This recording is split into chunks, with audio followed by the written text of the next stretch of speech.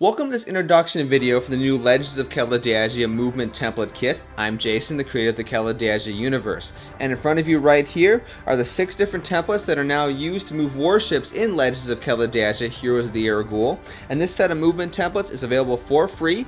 You can go over to Legends of Kalidasia's page at kalidasia.com, and under Documents you can find a download link for the rules of these templates as well as a complete set of the templates. And what I did, I printed the templates out and then I attached them to 1/8" EVA craft foam. In this particular case, this craft foam already had an adhesive applied to it, so it's very easy. You peel off this sheet and you attach the templates down and then you cut them out. And if you are careful and arrange things a little bit, you can actually get the entire set of templates on one 9x12" sheet of EVA craft foam. Now let's take a look at a few quick examples of how you use these templates in the game.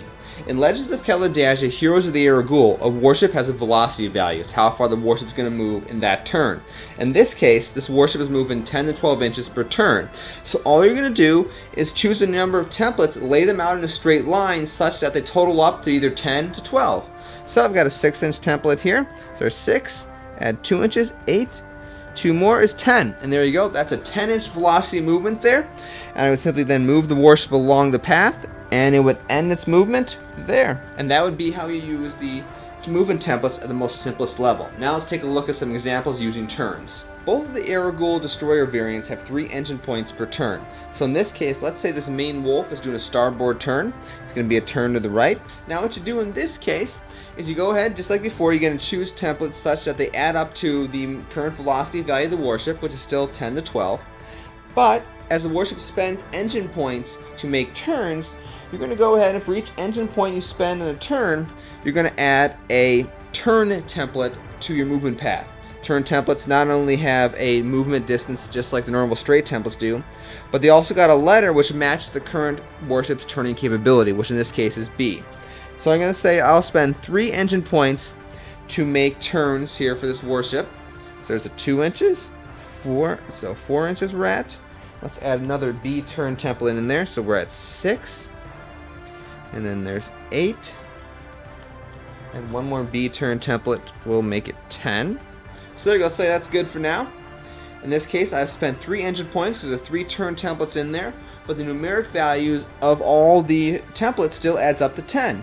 And once again, what I would do is I just move the warship along to the end here, to the last template, and I can just clear the rest of them out of the way. And that is the final position for the Heragul main wolf destroyer. So here we are for the last example. Let's look at something a little bit more complex. Now normally when an Heragul destroyer were to make a starboard turn like this, it can only make turns to the right.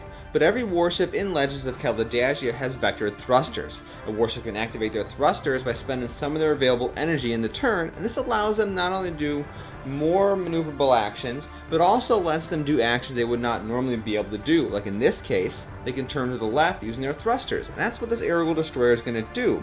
It's going to spend 1 thruster point to actually do a port turn first. Then it's going to drift forward 2 sets of 2, so a total of 4 inches here. Then it would spend its 3 engine points to make 3 turns right in a row. So once again, you just add 3 of these B turn templates down. And finally, since it has a velocity of 14 at the moment, you can add 1 more token there to finish it off. There you go, it still adds up to 14.